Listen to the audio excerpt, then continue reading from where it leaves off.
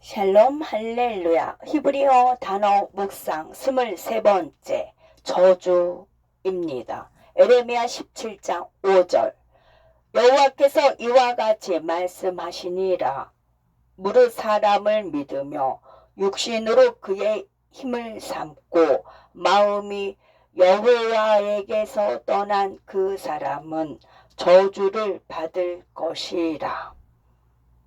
예언자 에레미야는 예언자 나훔과 동시대를 살았다. 나훔은 유다를 대적하는 나라들의 멸망을, 에레미야는 유다의 죄와 장래의 멸망을 다루었다. 에레미야는 요시야 왕이 우상 숭배 행위를 금지했지만 여전히 백성의 마음속에는 우상 숭배가 남아있다는 사실에 주목했다. 그는 요시야 왕이 죽은 후 바벨론 포로가 되기까지 23년 동안 애원을 했다. 그러나 그가 사역한 모든 기간 동안 백성은 멸망이 임박했다는 사실을 믿지 않았다. 백성은 자신들의 번영과 웅장한 성전과 그들의 종교 생활을 둘러보면서 모든 것이 끝날이라는 것을 믿을 수 없었다. 어쨌든 그들은 하나님의 백성이었고 하나님께서 그들의 성전을 무너뜨리지 않으실 것이 분명했다. 백성의 믿음이 타락한 것은 그들이 세상의 제도를 따랐기 때문이다. 에레미야는 사람을 신뢰하는 자는 저주를 받을 것이라 라고 애원했다. 저주받은 으로 번역된 히브리어는 ARAR로 보호받지 못한다는 의미이다. 이 문맥에서는 하나님의 보호를 받지 못하는 상태를 의미한다.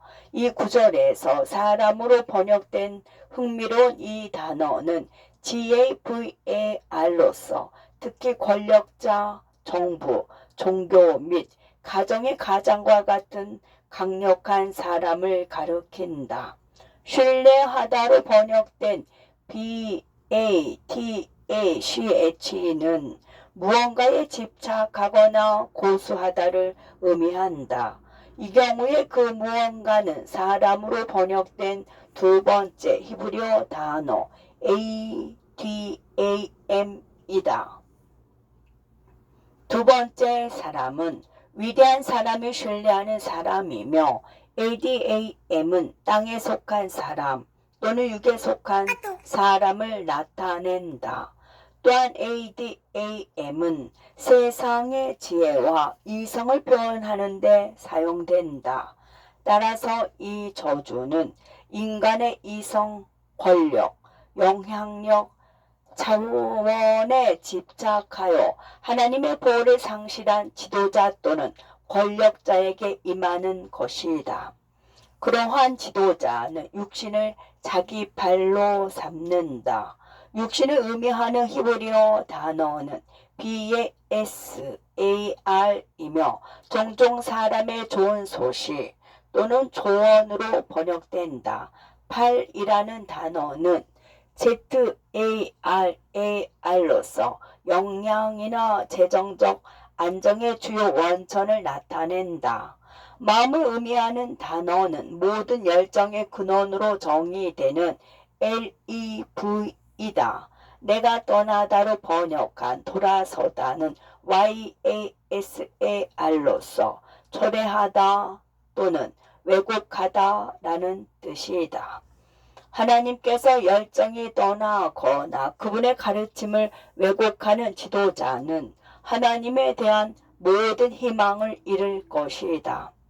따라서 이 연구 구절은 사람의 지혜와 능력에 집착하고 사람의 조언, 능력, 영향력을 자신의 안전의 근원으로 삼아 하나님에게서 멀어지거나 그분의 말씀을 왜곡하는 지도자는 전능하신 하나님의 능력과 보호를 받지 못할 것이라고 가르친다. 나는 성경 공부에 참여하면서 어떤 질문이 나왔을 때 모든 사람이 그것에 대한 의견을 나눈 적이 여러 번 있다. 그들은 다음과 같은 말한다. 저는 이렇게 생각해요. 제 의견은 글쎄요. 어떤 박사님이 그러셨는데요. 성경에서는 이렇게라고 말하는 것은 거의 듣지 못했다. 이 표현은 빌리 그레함의 가장 유명한 표현 중 하나이고 우리는 하나님께서 그를 얼마나 강력하게 사용하셨는지 알고 있다. 진정한 안정과 보호는 사람의 말이 아니라 하나님의 말씀에서 찾을 수 있다. 요시야 왕 시대의 표면적으로는 유다의 부흥이 온 것처럼 보였지만 백성은 여전히 은밀하게 하늘의 여왕, 즉 어려운 시기에 그들의 안전의 원천으로 여긴 거짓 여신 아세라에게 제물을 바쳤다. 그들은 또한 아이들을 불 속으로 지나가게 하거나 아이들을 번제물로 바치는 관습과 관련된 몰록신을 포함한 바알을 여전히 숭배했다. 고고학적 연구에 의하면 이 아이들은 부모에 의해서 바쳐진 신생아였다. 그 당시 많은 부모가 아이 양육의 책임을 원하지 않았고 이 관습을 문제 해결 법적 수단으로 삼는 경우가 많았다. 많은 사람은 이 관행을 낙태에 비유한다. 기적을 간절히 바라는 사람들에 의해 유아희생 제사가 행해진 것이다. 또한 몰록의 제단에서는 연주자들이 북과 나팔을 연주하는 구역에 불에 타는 아기들이 괴로워하는 울음소리를 없애기 위해 큰 소리로 연주했다는 사실이 고고학적 연구에 의해 밝혀졌다.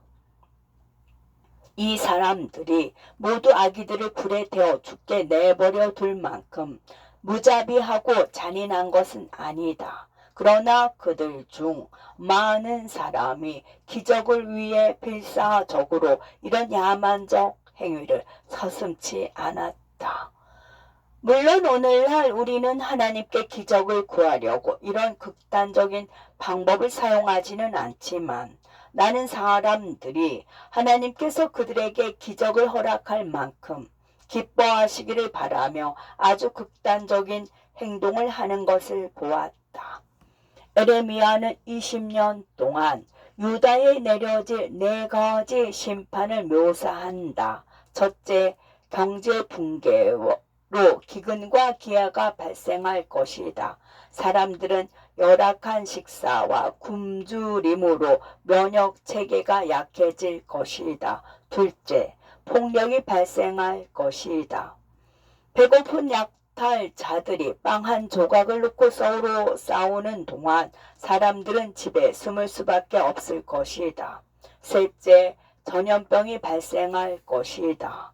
마지막으로 약해진 유다를 본 바벨로니아 군대는 그 땅을 침략하여 살아남은 많은 백성을 포로로 잡아갈 것이다.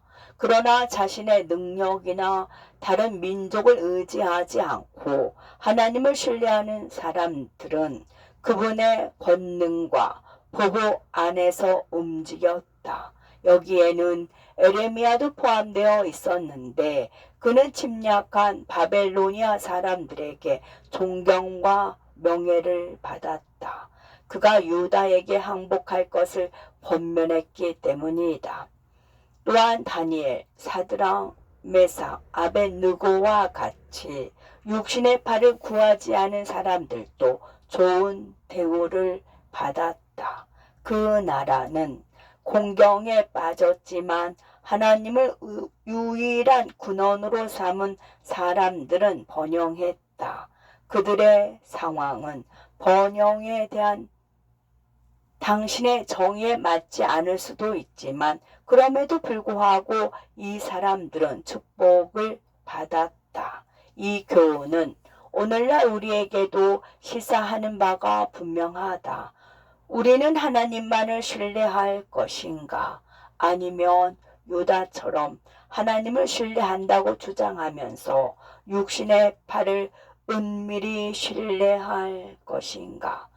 우리가 후자를 신뢰한다면 우리에게 ARAR, 즉 저주가 임할 수 있고 하나님의 보호를 받지 못할 것이다.